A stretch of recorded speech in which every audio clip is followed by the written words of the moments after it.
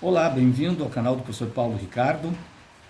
Falarei sobre Martim Lutero, esse monge, Martin Luther, monge agostiniano da Ordem de Santo Agostinho, nascido em Eisleben, na antiga Saxônia, hoje país da Alemanha, no dia 10 de novembro de 1483, veio a falecer no dia 18 de fevereiro de 1546.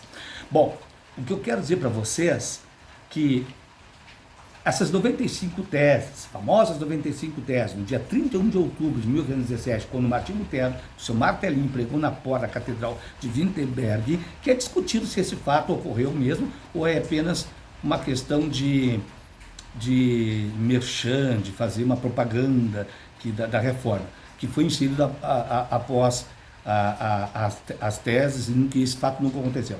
Mas isso ficou na história, tá? Não há documento, não tem como comprovar.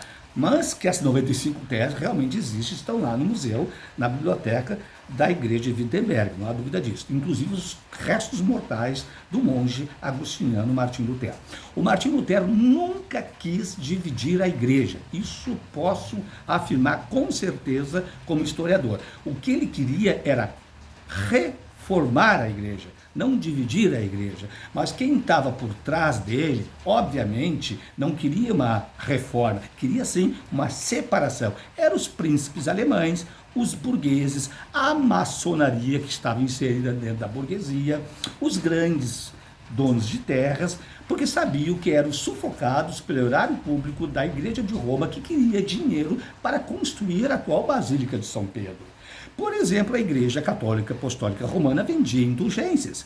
Eu te dou a santa indulgência, porém tu vai ficar uns meses lá no purgatório e depois de um certo tempo que nós estipularmos, você sairá de lá para o céu. E era pago, até com terras, castelo, os ricos faziam isso, porque eles acreditavam na questão cultural da época.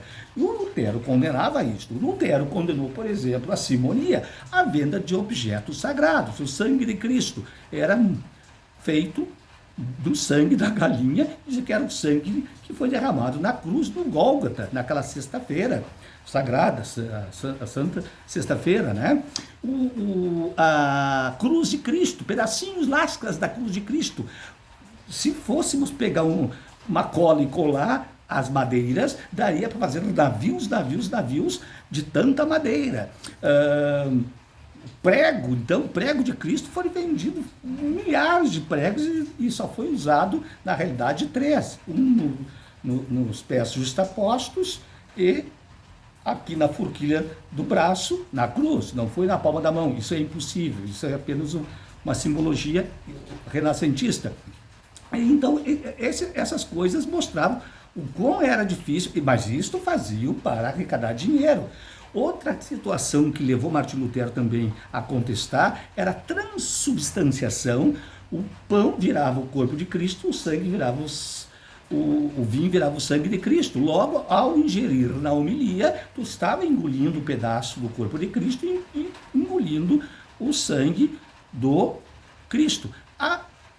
Martim Lutero achava um absurdo, dizia que era consubstanciação, e sim, o pão e o vinho apenas eram um ato simbólico. Aqui não fica agora, né, nós dizermos, fazer o juízo de valores, qual é a verdade. Eu tenho a minha opinião, mas agora não é o momento, porque eu quero dizer o porquê que as forças circunstanciais fizeram com que a igreja se dividisse. O Erasmo de Roterdã já dizia: Lutero, vai acontecer uma tragédia, vai ter uma mortandade, uma carnificina, vai morrer gente, vai ter um derramamento de sangue. Tanto que aconteceu na noite de São Bartolomeu, os huguenotes que já estavam surgindo de uma nova igreja de Jean Calvino, que seria a igreja calvinista, que hoje chama-se igreja presbiteriana, foram massacrados pelos católicos fanáticos, inclusive, né, a mando da igreja matarem esses novos cristãos que não era aceito.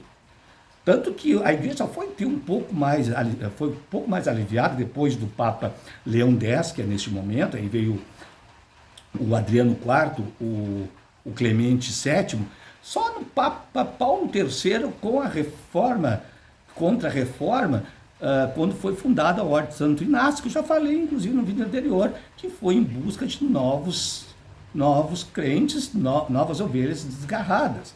Mas a igreja surgiu, ela surgiu dentro de um processo orgânico, porque tinha gente por trás que queria a divisão e não a reforma. O Martim Lutero foi usado.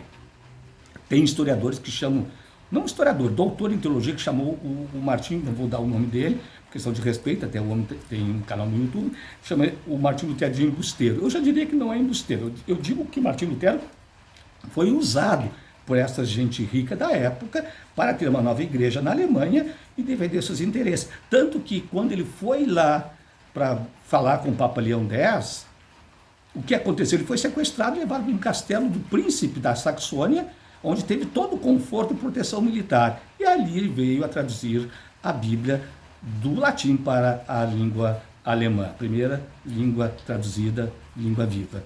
Ok? Abraço e até a próxima. A História e Filosofia do Professor Paulo.